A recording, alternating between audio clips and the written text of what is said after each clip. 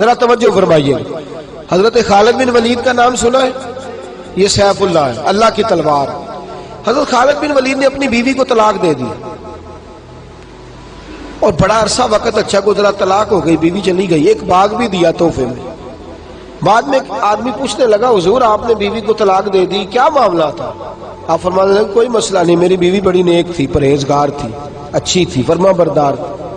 انداز دیکھیے گا.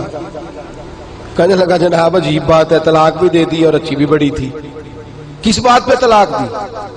آپ فرمانے لگے وہ میرے ساتھ 27 سال رہی ہے. کتنے سال؟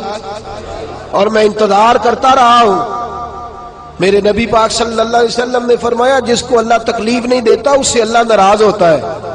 میں نے 27 سال انتظار کیا، اس کے تو کبھی سر میں درد نہیں ہوا تھا. تو آپ فرماتے ہیں میں نے اسے ایک باغ دے کے بھیج دیا اس کے میکے.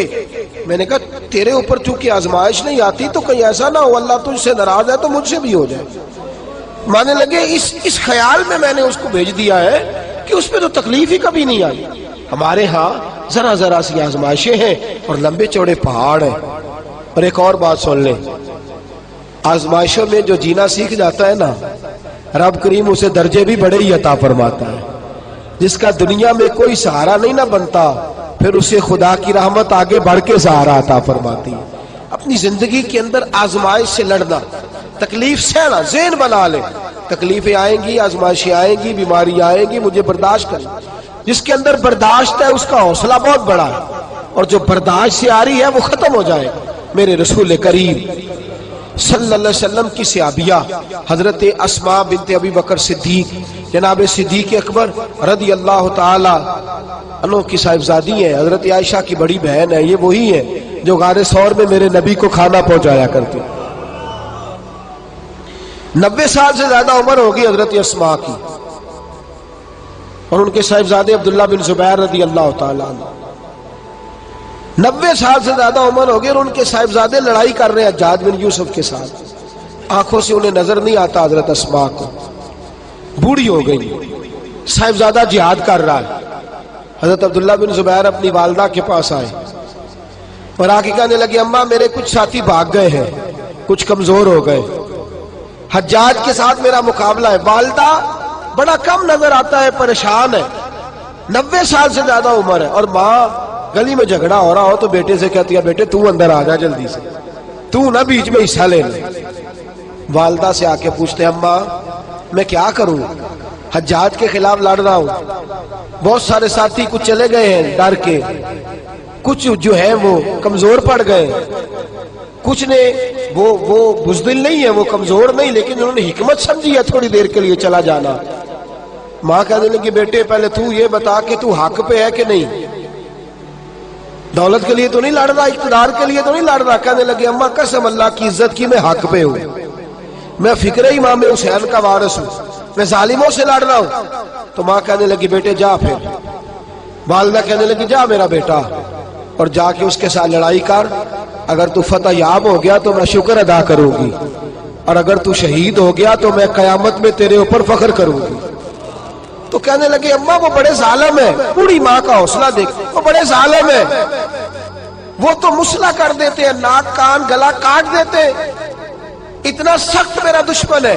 والدہ کہہ رہی ہے بیٹے سے، 90 سال کی بوڑھی اماں کہتی ہے بیٹا بکری کو ذبح ہوتے وقت تکلیف ہوتی ہے، کھال اترتے وقت تکلیف نہیں ہوتی. تکلیف تجھے ایک وقت ہوگی جب تیر لگے گا، جب تلوار لگے گی. ناک کان کاٹتے تجھے کیا تکلیف ہوگی، اللہ تجھے زیادہ اجر عطا فرمائے گا. جا مجھے بہادر کی ماں بننے کا شرف دے، بزدل کی ماں بننے کا شرف نہ دے. یہ دلیر ماں کا حوصلہ. یہ لفظ کیا کہ بیٹے کو بھیجا. حضرت عبداللہ بن زبیر لڑے، 14 دن تک آپ کی لاش لٹکی رہی، لیکن 14 دنوں تک آپ کے وجود سے خوشبو ہی آتی رہی. حجاج بن یوسف نے آپ کی ماں کو بلایا، حضرت اسماء آئی، کہنے لگا تجھے پتہ ہے تیرے بیٹے کی لاش لٹک رہی ہے؟ کہنے لگی کیا کہا؟ لٹک رہی ہے؟ ہاں تیرے بیٹے کی لاش لٹک، کیا کہتے ہو؟ تیرے بیٹے کی لاش لٹک رہی ہے، پھر بتا لو. تیرے بیٹے کی لاش لٹک رہی ہے.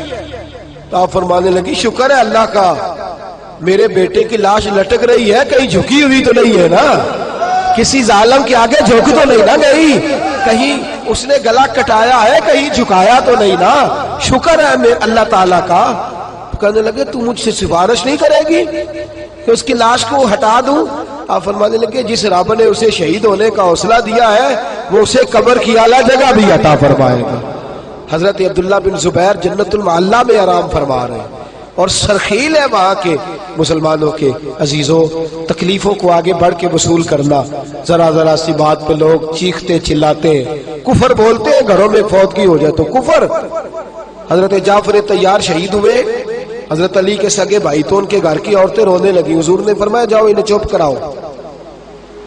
صحابہ گئے، خاموش نہیں، پھر رونے لگی، فرمایا چپ کراؤ انہیں، پھر چیخنے لگی۔ تیسری بار حضور نے فرمایا نہیں چپ کرتی تو ان کے منہ میں خاک ڈال دو، انہیں پتہ نہیں جو بین کرے، سر پھاڑے اور اپنے چہرے پر اپنے ہاتھ مارے وہ تو میری امت میں شامل ہی نہیں ہے، تو میری امت میں شامل ہی نہیں۔ میرے عزیزوں، شریعت اسلامیہ حوصلے کی بات کرتی ہے، صبر کی بات کرتی ہے۔ گھروں کے اندر ذرا ذرا سی بات پہ بے صبری کرنا، ذرا دو چار جملے بھی ہم ہضم نہیں کر سکتے، ایک بے رخی بھی ہم ہضم نہیں کر سکتے، تھوڑی دیر کے لیے بھی کوئی آنے والی تکلیف ہم برداشت نہیں کرتے۔ بے صبری ہے، ہماری کم حوصلہ ہے اور تحمل مزاجی سے دور چلے گئے ہیں، اس لیے ہمارے غم بھی روز بروز بڑھتے چلے جا رہے ہیں۔ رب کائنات کی بارگاہ میں یہ التجا کیا کرے اللہ ہمیں حوصلے عطا فرمائے، اور ساتھ رب کریم ہمارے اوپر وہ والا فضل فرمائے اس طرح وہ اپنے نیک بندوں پر فضل فرماتا ہے، اور اللہ ہمیں حوصلے اور صبر کے ساتھ زندگی کے ایام گزارنے کی توفیق عطا فرمائے، ہمیشہ مدحت خیر الانام میں گزرے۔ دعا ہے یہ عمر درود و سلام میں گزرے۔ آخر دعوانا الحمدللہ۔